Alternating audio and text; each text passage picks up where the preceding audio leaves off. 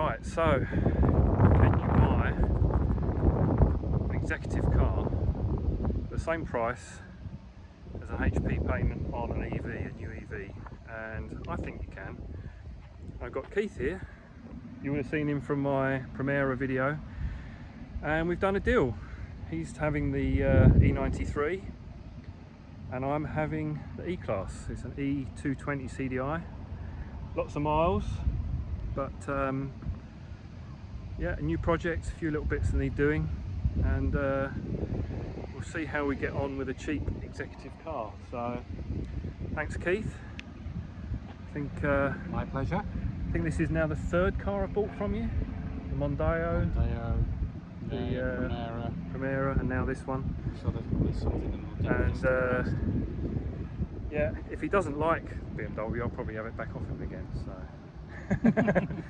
so let's get on the road and see how this thing is on the way home. Cheers, Keith. No worries. So I'm just back from collecting the Mercedes. Done about 70 miles and it's averaged about 47 to the gallon on the way home, which wasn't bad at all. So pretty impressed with the way it drives. Going to give you a look around the car. Yeah, have a think about whether you think it's worth it or not. But yeah, let's have a walk around. So here it is in all its glory, and well, comment below how many miles do you think it's done before I reveal. Absolutely no marks, very clean indeed. Very slight scrape on there, but that will come out.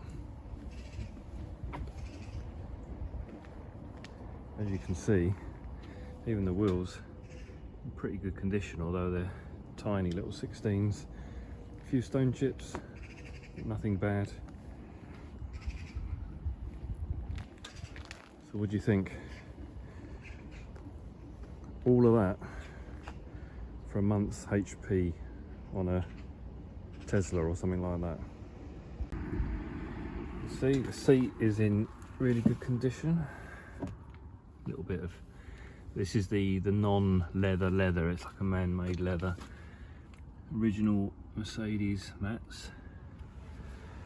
And if we just get inside, see the back seat is also very clean. It's got an aftermarket stereo. I've got the original one for it, and the only other thing is just a bit of marking on the seat there. But so the mileage, let me get my keys out. Let's see if everyone guessed.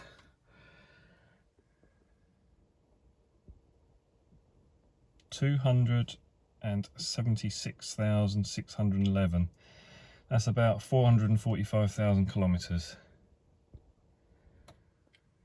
So I think it's doing pretty well. Starts well, runs well. Aircon is nice and cold. So let's run through some of the figures because it's quite interesting. I've got this original price list from 2008 when this was registered, and actually today is the car's 15th birthday because it was actually built on the 29th of July 2008, but although registered in December. And it's also featured in this magazine because Keith, who I bought the car from, who you would have seen yesterday, writes for Practical Classics, and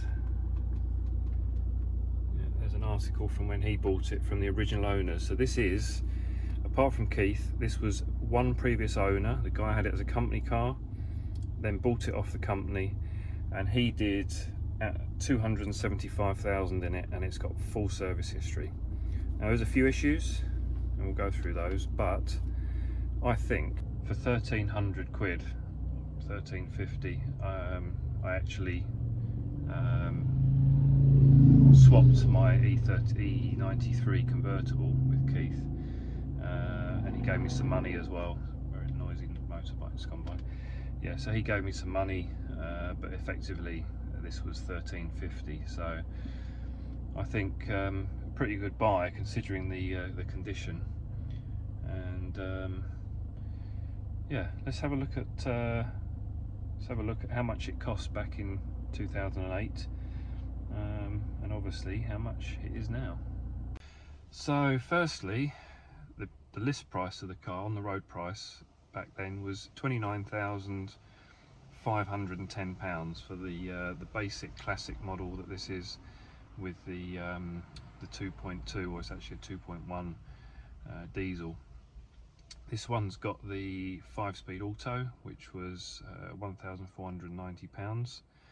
It's also got the metallic paint, which is Tenorite grey on this one, at £620. The Artico man-made leather, which I'm not a great fan of, but you know, it does look the part, so £350.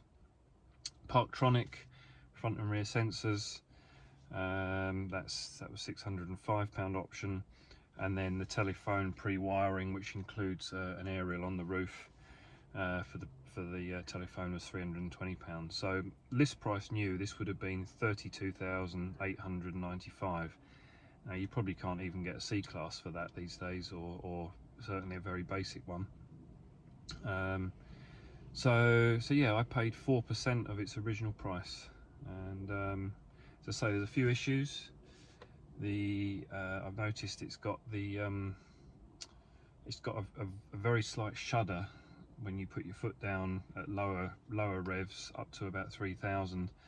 Not sure if that's gearbox related yet, or whether it's the bearing on the drive shaft, or the donut on the drive shaft, or the prop shaft. That's something I need to get looked at. And I've also got a very slight smell of diesel when it's idling.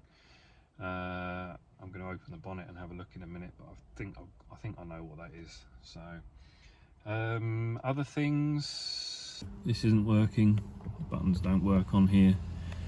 So there is another, I noticed there was a spare switch in the glove box, so that will need replacing, but I'm guessing I'm going to have to try and get this trim off without damaging anything.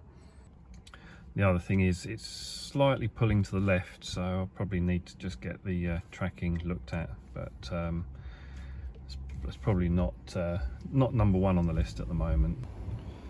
So one thing I've noticed, we take the cover off, it's got the typical Mercedes Black Death. So this injector seal is obviously leaking, which is why I can smell a little bit of diesel in the car when it's idling.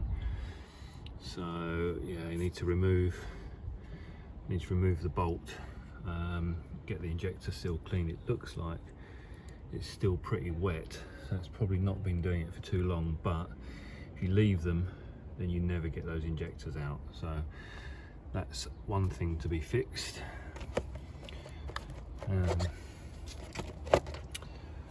But everything else looks pretty good down here. There's no oil in the coolant, which means it's probably not got the gearbox issue that a lot of them suffer with leaking gearbox oil and coolant together. So yeah, everything else looks okay under there. So tell me what you think. Was it a good buy? Yeah, it's done a lot of miles, but you know, it's a cheap car. As I said, if you work out the HP payment on a new Tesla, I think Model Y, this is like 1 month HP, even if you put down a few £1,000 deposit. So you can't go wrong, really. You know, yeah, it's not got the technology of the newer cars, but it's refined, economical, comfortable, and big enough for the family. What more could you want? Unless you want an electric car, but that's not for me at the moment, I'm afraid. Till the next one, see you later.